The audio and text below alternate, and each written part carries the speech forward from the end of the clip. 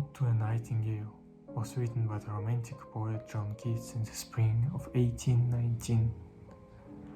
At 80 lines, it is the longest of Keats' poems. Ode to a Nightingale is a personal poem which describes Keats' journey into the state of negative capability.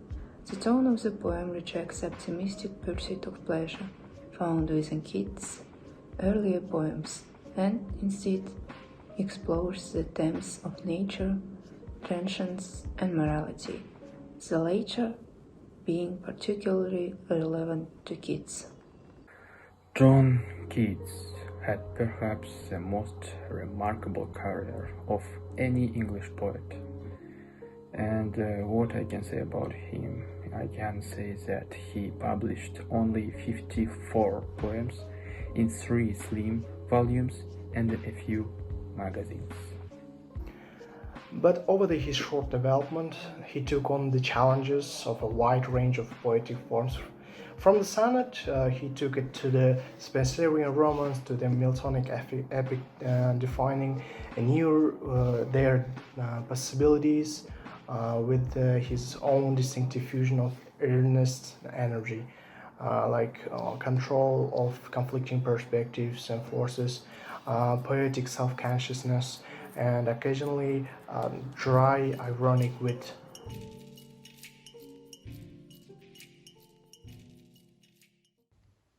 Ode to Nightingale.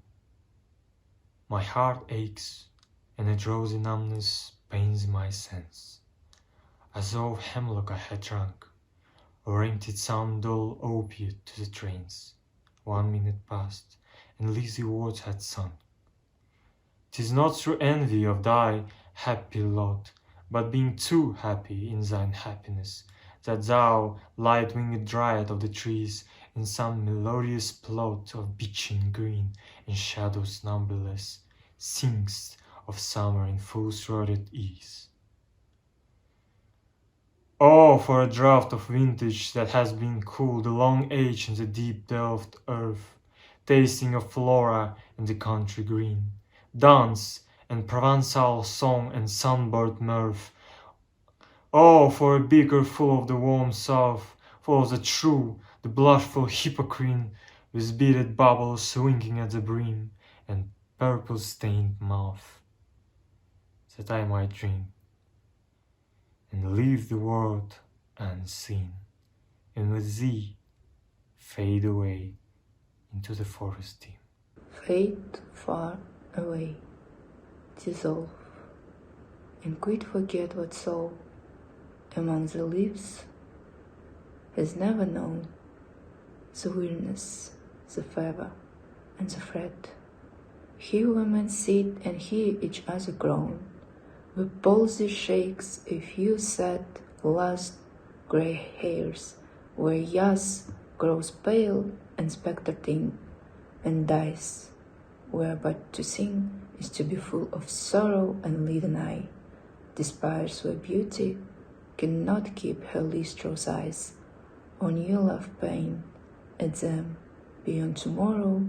Away, away, for I will fly to see not charity but by Bacchus, and his pets are on the wheelless wings of poesy, through the dull-brained perplexities and retired, already with a tender as the night, and happily the queen moon is on her throne, clustered around by all her starry face, but here there is no light, save what from heaven is with breezes blown through wilderness glooms and winding muddy ways.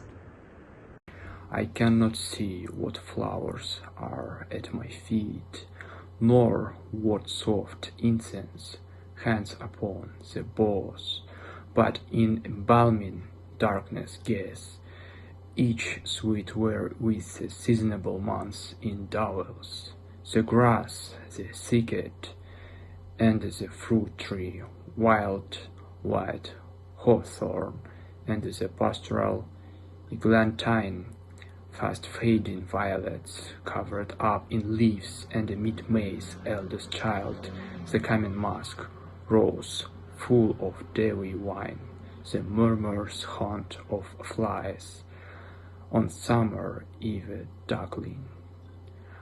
I listened, and for many of time I have been half in love with easeful death, called him soft names in many music rhyme, to take into the air my quiet breath, now more than ever seems. It reached to die, to cease upon the midnight with no pain. Such an ecstasy.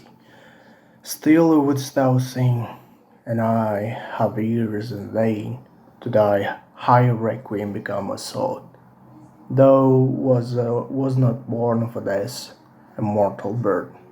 No hungry generations tread thee down.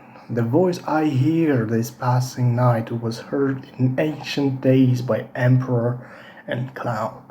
Perhaps the self-same song thou found in past through the sad heart of a rose when sick for home, she stood in tears amid the alien chord. The same that oft times have charmed man's casements, opening on the foam of perilous seas in fairy lands. For Lord, the very word is like the bell, to toll me back from thee to my soul self. Adieu.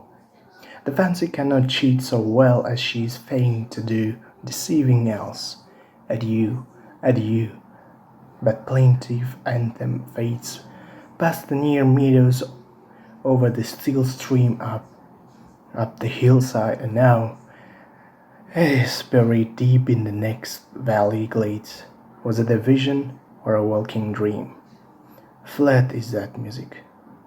Do I wake or sleep?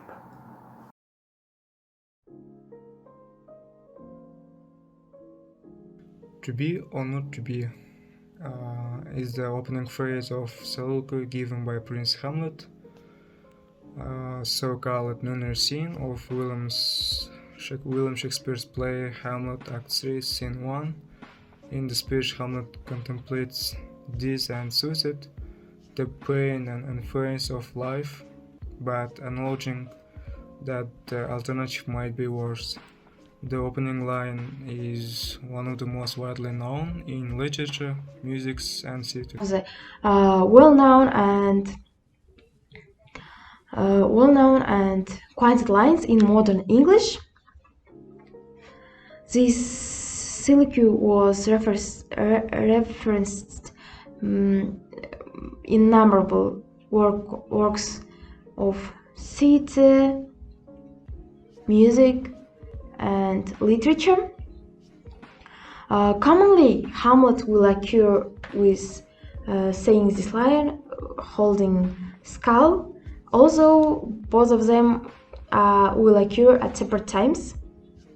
Soliloquy is done in Act 3, Scene 1, and skull in Act 5, Scene 1.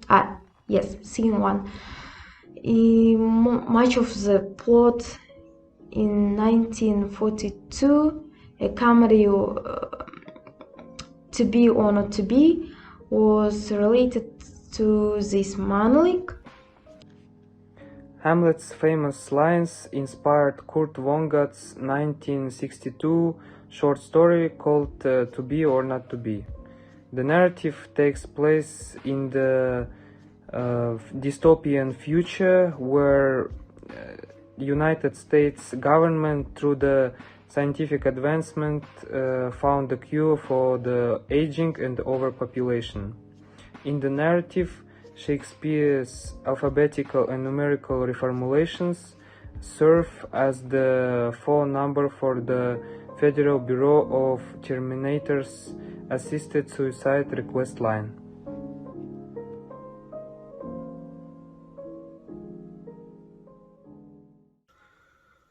To be or not to be, that is the question. Whether it is nobler in the mind to suffer the slings and arrows of outraged fortune, or to take arms against a sea of troubles, and by opposing end them, To die, to sleep, no more, and by asleep to see we end the heritage and the thousand natural shocks that flesh is here to. 'Tis a consummation the world to be wished, to die, to sleep persons to dream. Either is the rub, for in that sleep of trees, what we dreams may come. When we have shuffled off his mortal coil, must give us pause. There is a respect that makes calamity of so long life. For who would bear the whips and scorns of time, the opposite wrong, the proud man, come to me the pangs of desperate love, the lost delay, insolence of office, and spurns that patient merit of the unworthy takes, when he himself might his quantities make with bare bodkin. Who would this fearless bear to ground and sweet,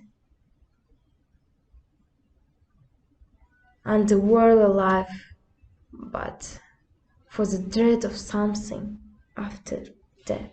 With a bare bodkin, who would these fathers bear, to grunt and sweat under a weary life, but for the dread of something after death? The undiscovered country, from whose bourne no traveller returns, puzzles the will, and makes us rather bear those ills we have, than fly to others that we know not of. Thus conscious thought make cowards of us all, and thus the native hue of resolution is sicklied o'er with the pale cast of thought, and enterprises of great pitch and moment. In this regard, their currents turn hoary and lose the name of action.